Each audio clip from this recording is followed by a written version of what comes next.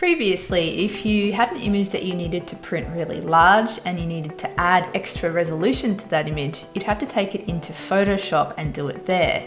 Now though, Lightroom has given you the ability to upsample the raw file using a new feature called Super Resolution. Let's check it out.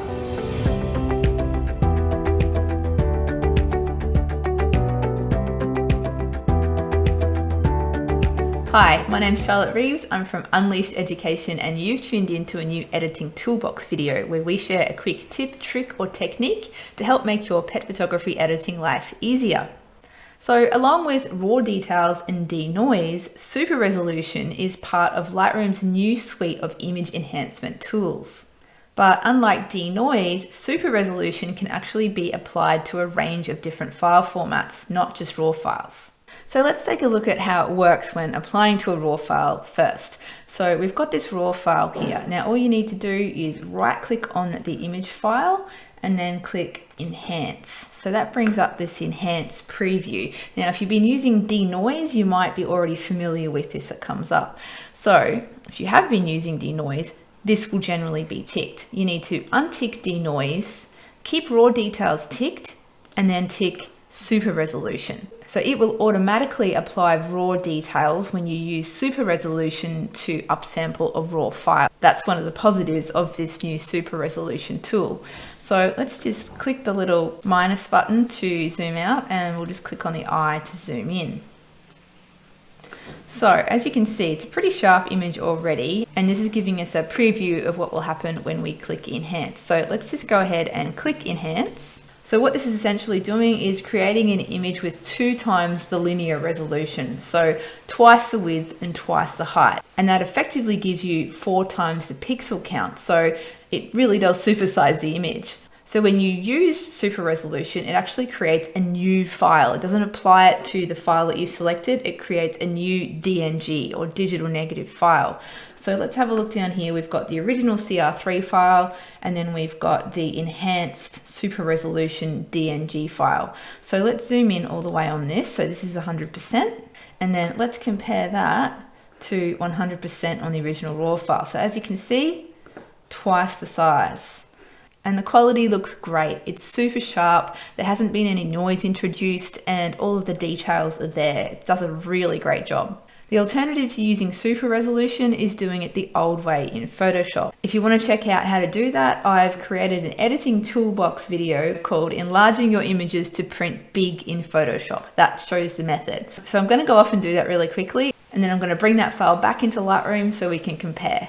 So here we are back in Lightroom with the 2 upsampled files. On the left, we have the image that was created using Super Resolution in Lightroom. On the right is the image that was taken into Photoshop and then upsampled to be twice the size and then saved. And it's a PSD file. So the difference in file size is pretty crazy. So the DNG file, which was created using Super Resolution, is actually 594 megabytes. And the PSD file that was upsampled in Photoshop is 1 gigabyte. So the Photoshop version is actually quite a bit larger, which is kind of unexpected. So let's have a look at the quality here. So it might be a little difficult to see, but I think the Super Resolution file has just the edge on the image quality. And I think that's because it's used the Raw Details feature. So you can see just a bit more fine detail in the fur. And also if you have a look, especially in the reflected area of sky, in this blue area inside the eye, it's slightly less grainy and more smooth in the Super Resolution version as compared to the Photoshop version. So I think Super Resolution on the RAW file using that Raw Details feature has really created a better file. Another positive is that it's still a RAW file format, so we can then edit that RAW file, that DNG, exactly the same as we would edit the original RAW file.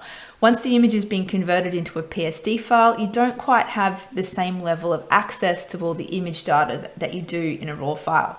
However, what about the scenario where you have a fully edited PSD or TIFF file and then you realize you need to upsample it to print it really big? Sometimes if you've done a lot of work to the PSD file, you're really not wanting to go back to that raw file just so you can use super resolution. So is it better to use super resolution on that PSD file, or is it better to just take the image into Photoshop and upsample in the usual way? Let's take a look at an image here. This image here, this is the fully edited PSD file. I did quite a lot of work to this image to adjust the framing and also a lot of masking and things like that. And I don't want to have to go back to the raw file and do it all over again. So what I did is I used super resolution to upsample the PSD file. Now in doing that, you don't have access to the raw details feature, which is I think what gave super resolution the edge. So let's have a look at the DNG created. As you can see, it's a lot bigger. This is 100%. This is the DNG created from super resolution. And then this one is the PSD, which has just been upsampled in Photoshop. So let's just compare these two images. So on the left, we have the super resolution version. On the right, we have the Photoshop upsampled version. Now, just looking at these images here, there isn't a great deal of difference, to be honest. I actually think there might be less noise in the Photoshop version, probably because when you upsample images in Photoshop, it gives you a little slider to be able to reduce the noise. So I think they're almost indistinguishable quality-wise, and I think the Photoshop version might just have the edge on the noise there. So what does all this mean? Is super resolution the way to go regardless, or is it only really useful in certain situations? So let's say that you know from the very start, while you're still editing the raw file, that it's going to need to be upsized, upsampled for printing large. In that case, it's probably best to use super resolution because it also uses that extra bit of processing called raw details, and it does give you a better result. Situation number two, you've already got the PSD file, it's all fully edited, you don't want to have to go back to the raw file. Should you use super resolution or should you just upsample it in Photoshop? I think the best solution, honestly, is to just upsample the image the regular way in Photoshop. It's going to give you a virtually indistinguishable result, and the workflow just makes a bit more sense. Rather than creating a new file, you're just going to be sticking with the PSD file. So there's one more thing to consider, and that is if the image is really noisy, because when using Enhance in Lightroom, you can either use super resolution or denoise. You can't do both in one step. In fact, if you've already used super resolution, you can't then denoise it. Or if you've already denoised it, you can use super resolution, but it doesn't use the raw details. Therefore, it doesn't give you a better result than just doing it in Photoshop. So if you've got a really noisy file, I would apply denoise to the raw file, get your final edited PSD, and then just upsample that in Photoshop.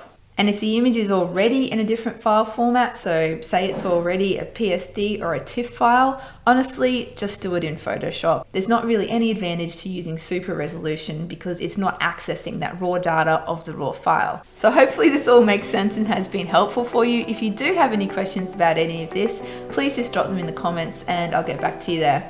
Thanks for watching, and I'll catch you next time. Bye.